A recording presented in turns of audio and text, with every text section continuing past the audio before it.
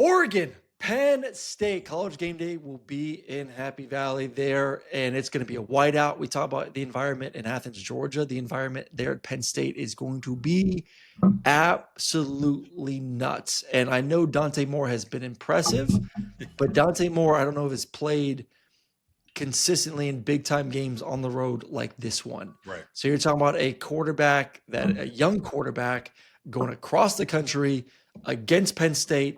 That defense, that environment, obviously going to be a big talking point heading into this game. I'll give you the first crack, though, overall. Kind of what are your initial thoughts as we start to break down Oregon versus Penn State? Yeah, I'm excited to see how Oregon handles this game, because they've owned the Big Ten, right, in the regular season. They've done that, walked to the championship game, was the number 1 seed last year, of course, lost the rematch to Ohio State after beating them in the regular season a year ago. But this is a different team. There's a lot of new faces on it. You mentioned, Dante Moore playing really, really well, very consistent, pushing the ball downfield, not turning it over. And just this team, nasty offensive line, fast defense, they look good. They look like a really great team. But when you go across the world and you're going to play a place that is historically impossible to play at, and those fans are doing their thing, and they've got 2 of the most dynamic backs in the country, the best defensive coordinator maybe in the country, things of all this nature here, it's going to be a tall task, and it's going to be fascinating to see how they go about it. I'm not in love with Aller. I don't think Penn State has played anyone, so this is by far their toughest test. But it's going to be a monster in its own right for Oregon as well. I can't wait to see the QB matchup because there's so much hype around Aller, and I'd love to see your breakdown after this game. We'll see what he does. Yeah, I don't believe when things get tough. I don't think you can lean on that cat. I don't think he has that DNA of I'm going to win and I'm going to do everything at all costs. See, I like Aller. I thought Aller played really well a year ago. Obviously, completely crapped the bed in the playoff game, but I still think he's a talented quarterback. I think for me, as we look just at the offenses and the difference of these offenses, because they are very different in what they do and their skill. I think the biggest thing is the skill. I'll start with Oregon first. I think Oregon's talent around Dante Moore is incredible. They have 3 talented running backs. 2 of them are averaging over 11 yards per carry in Whittington and Hill. And the receivers, I love their receivers. Moore, incredible top end speed, can win one-on-one on the outside. Benson can absolutely fly. And then they got a tight end and Kenyon that also can make some win some one-on-one battles against linebackers and safeties. So you have a quarterback that's playing at a high level that can really open this offense up by pushing the ball vertically down the field. You have playmakers that can win one-on-one battles down the football field. You have running backs that keep it balanced as well. It's a once again this year, I think maybe even possibly a better offense than they had a year ago, a very difficult offense to slow down because they can beat you in a multitude of ways, and they're just so fast. We always think of Oregon and fast. They are that once again this year. Speed. And then I look at Penn State, and I love our new app we have for the ESPN got us, where you can just put a player in there and see every play of those players. Right. So I went back and watched every reception from Penn State receivers this year, and from Kyron Hudson to Pena, especially those 2. And I'm going to be honest, I'm not impressed. Penn State, your biggest issue a year ago, you had no receivers. Right. What'd you do? You went into the portal and got some guys to help with Drew Aller. I do not like the receiving core. I think Kyron Hudson is a good possession receiver. I don't think he's very explosive. I think Pena is just very average. So we talk about. You think he's average though? Because I do.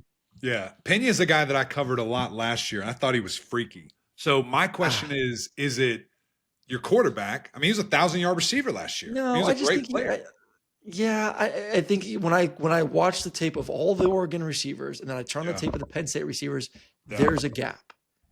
So I'm not saying that he's a bad player. I just don't think he's an elite player at all. I think should have stayed at Syracuse. That's what I'm saying. Yeah, no. I would have been having a lot of fun. He was great at Syracuse, no doubt about it. Yeah. He was a huge loss for Fran Brown. I don't. Yeah. I see big bodies. I see good possession receivers. I don't see the same kind of speed, and I think for me that's the biggest difference. The speed does not jump off, and we've seen it that. The Penn State's offense has not looked good this season. Mm-hmm. They haven't. Yeah. Those playmakers you think would show up in games against Nevada, FIU, and Villanova and go off.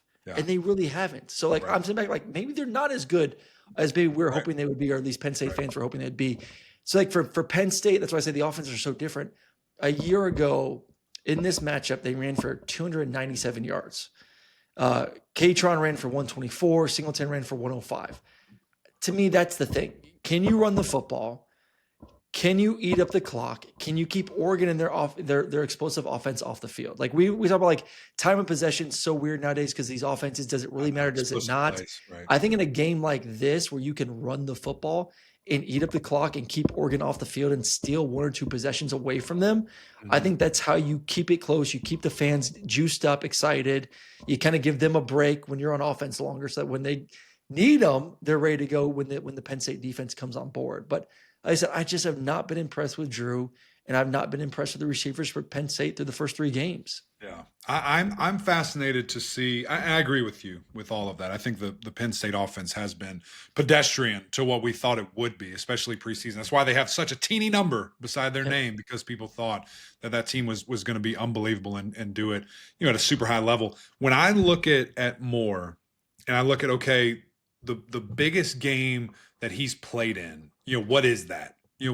Because he's going to see an environment here that he had never seen before, probably, right? And the things that he did, and I'm trying to go back to LSU, or excuse me, UCLA back in 23, just to see, like, who that opponent was. He was a very different quarterback from this. He was Pac-12. He was bad. Yeah, for sure. I mean, probably at USC, which that's not the same. This is going to be interesting. That environment's going to be tricky, and it's going to be loud, and it's a night game, and all these things are coming into play.